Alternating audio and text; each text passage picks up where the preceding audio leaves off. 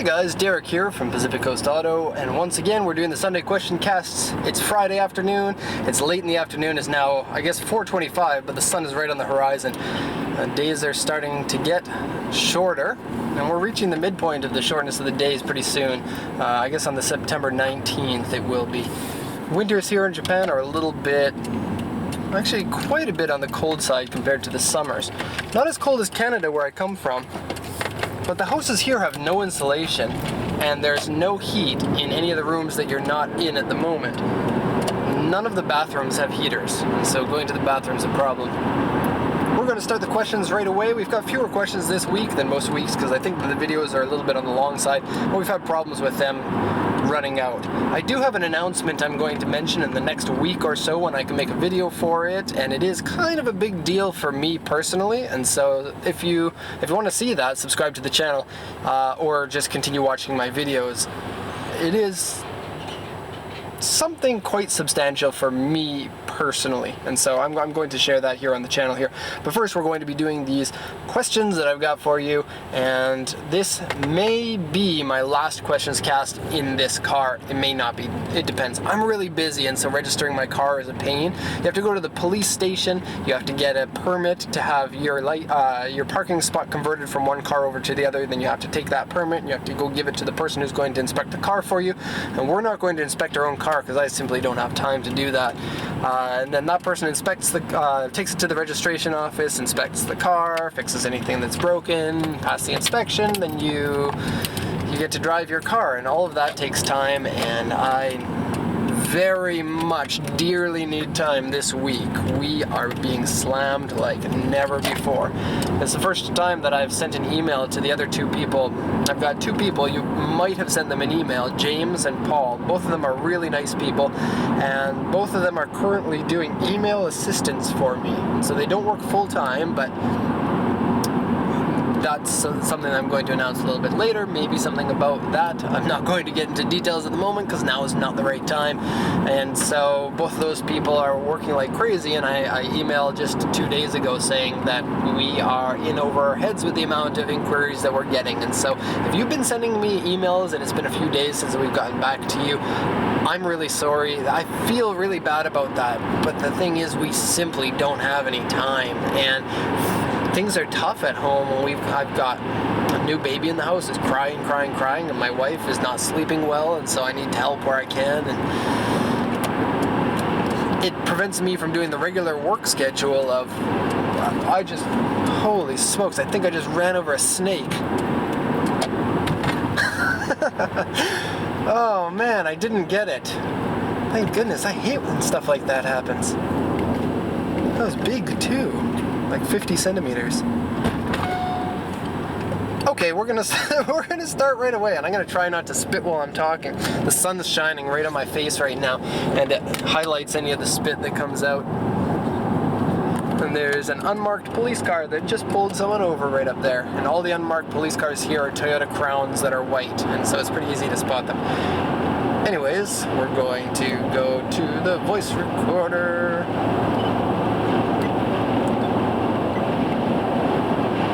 And here we go. Johan Munoz says, is it possible to import a car that is not 25 years old into the U.S. if it's going to be used for track purposes? That's a good question, and that's one that we get quite often. And the answer that I give to pretty much everybody is no. But there are exceptions. The only thing is it's not really easy to do that. You can import a car for track purposes, but customs knows that people want to import cars that are not otherwise compliant to the USA, they're not 25 years old, and so they're going to weed out almost everybody who wants to use their car for a track. If you're an amateur racer, you probably won't be able to. You're going to have to get the racing body that you race with to help you petition that car in. And this is simple if you race for Formula D or various other things, but it's even difficult for people who are professional teams doing something like Pikes Peak.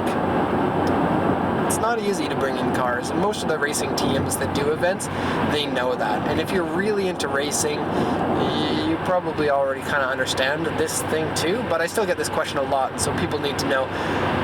Chances are the answer will be no, and you'll have to put a lot of time into trying to get it done and then find out that the answer is no. And so you shouldn't get your hopes up, and if you're Tanner Faust, then you can bring in your car. So to all you Tanner Fausts out there who are in Formula D or whatever else, probably you can, but you probably already know that. Senator Steve says, how do I submit? Wait a second, I'm getting a phone call now. Who's on the phone? I don't know, it doesn't even say the country. Can't answer the phone while driving. P.S. To all of those people who are calling me and I don't pick up the phone, that's exactly why. I spend a lot of time out of the office. I do spend time driving. And a lot of people call me while I'm sleeping at like 3 o'clock in the morning, and so I don't answer that phone if you call me at that time. The phone number that's on the website is actually my personal cell phone number. And the reason for that is because I don't spend enough time in the office. And eventually I'm going to change that when I've got somebody to always answer the phone. At the moment we're in a temporary office location that we're waiting to find a better location. We're searching right now. And so we will find something good and then get a more permanent setup. The place that we're using right now is very big, and very good, and very cheap, but it's not suitable from next April for various reasons. I don't have access to it anymore. So from next April we'll have a different office. Anyways, let me finish this. Sunday questions. Oh, he was asking, how do you submit questions for the Sunday question cast? And the only way that we're accepting questions right now is through YouTube. And the reason for that is because I don't want to, right now I'm driving back from the port after working very hard, and I want to be able to get onto one location and within about 5 minutes record all of the questions and then start driving. I actually have to be back in my office in about 30 minutes from now, and so we're cutting it close as it is. And so if I have to look in more than one different place, it's probably not going to happen. And I think eventually we'll like to do Twitter and stuff like that, because most other kind of channels or podcasts that do this kind of thing, they accept questions by Twitter. But I'm wondering about that. Isn't that really annoying? I don't use Twitter, so I don't really understand how it works, but every time that somebody tweets toward you, all of that person's followers can see your tweet, as far as I understand. So I could be wrong about that, but it seems to me like that would seem spammy for my company to be doing that as a way to spread the word about my podcasts, or not my podcast, my YouTube videos. I don't know. It's something that would annoy me, and so I don't want to annoy anyone else, even if it is, promotional. It's kind of a gray area, and anyone who has a media company or even a company that sells things, it can be a little bit cloudy, the line between promoting too much to your friends or selling out or things like that. So anyways, you post the questions in the comments section. Nice Miata NB right there. There aren't a lot of good Miata NBs because most people like the NA the most.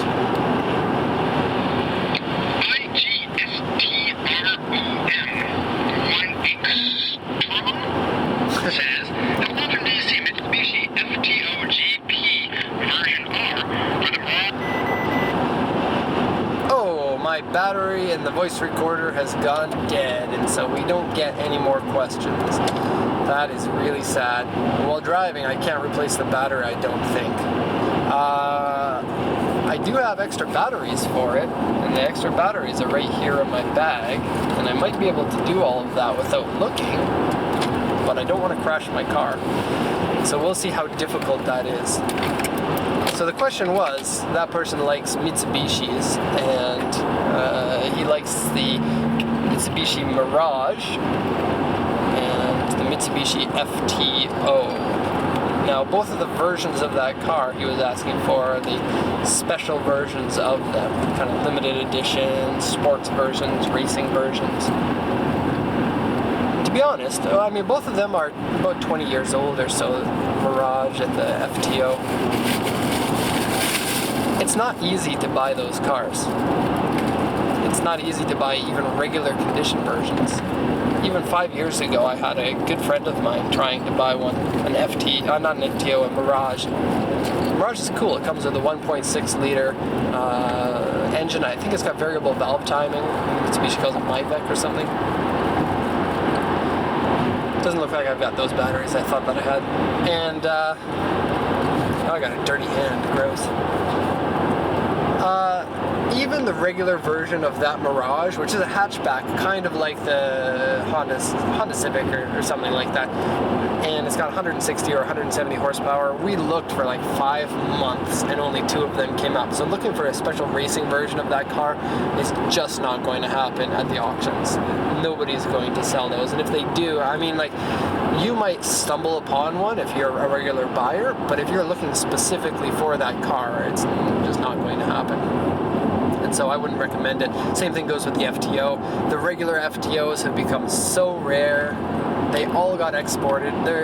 They became, at a time, a price that was so low because nobody here in Japan wanted them. The FTO, in case you don't know, is a front-wheel drive 2-door coupe similar to the Toyota Celica from the 90s. And the Toyota Celica's performance version was a 4-wheel drive turbocharged car. This car was similar to that in performance, but it was front-wheel drive. But it used a really odd engine. It was a 1.8 liter V6. 1.8 liter is, you know, a medium to small sized 4-cylinder. And so a V6 with 1.8 is a very small cylinder size, and it revved really high, and it was a pretty good performing engine. I think it put out like 200 horsepower, so more horsepower than the displacement, more than 100 horsepower per liter from no turbo. That's awesome. But I mean, that engine has to be tuned pretty high in order to make power numbers like that. And so modifying it further, especially because it's a V6 configuration, is not very easy or not very cheap. And so they didn't get a lot of aftermarket support, and people didn't love them as much as they loved the Silvias of the day, and the 86s of the day, and the CRX, and the Civic, and the Skyline. And so they weren't popular cars. That lowered the price, and when the price was low, everyone around the world bought them up in droves, and they all left Japan. And now there aren't any left. I mean, technically there are some left. It's not like 0 of them left in the country and they're extinct, but they're hard to buy, and the ones that are here, they're old and they're not in good condition, and so it's not an easy car to buy at this time. Even 5-10 years ago, they weren't easy to buy. Now, I haven't even looked in like 5 years. And so I guess that's going to be it for the Sunday questions. I wasn't expecting that. I thought that the voice recorder would last forever. But I guess that is a stupid thing to think. Why am I wearing my sunglasses while driving in a tunnel? I don't even like sunglasses. Okay, so yeah, I'm going to do another cast once I can replace the batteries in this, and I'm going to try to post them on the same day. And so we'll say this is part 1, and then we're going to do part 2 at the same time. And so 2 videos there. I'm sorry to make everyone watch 2 videos, but see you in about 5 minutes or so.